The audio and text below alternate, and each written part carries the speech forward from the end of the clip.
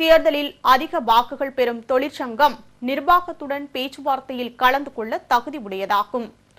தற்போது நடைபெறவுள்ள தேர்தலில் தோமுச, பாட்டாளி தொழிற்சங்கம், அண்ணா தொழிற்சங்கம், சிஐடியு உள்ளிட்ட 10 தொழிற்சங்கங்கள் போட்டியிடுகின்றன. பெரும்பான்மையான வாக்குகளை நிச்சயமாக தொழிலாளர் முன்னேற்ற சங்கம் பெறுவதற்கான எல்லா வாய்ப்புகளும் உண்டு.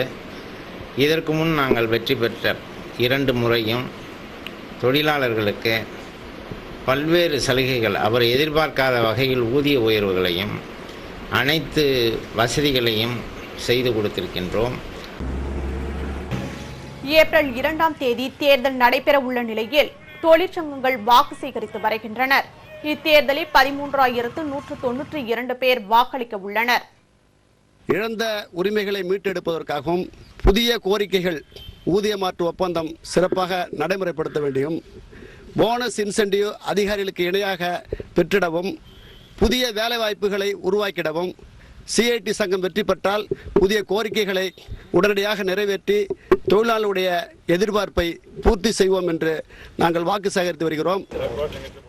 அண்ணா தொழிற்சங்கம் சார்பில் அமைச்சர்கள் ஓ பன்னீர்செல்வம், செங்கோட்டையன், MC சம்பத் ஆகியோர் வாக்கு சேகரித்தனர்.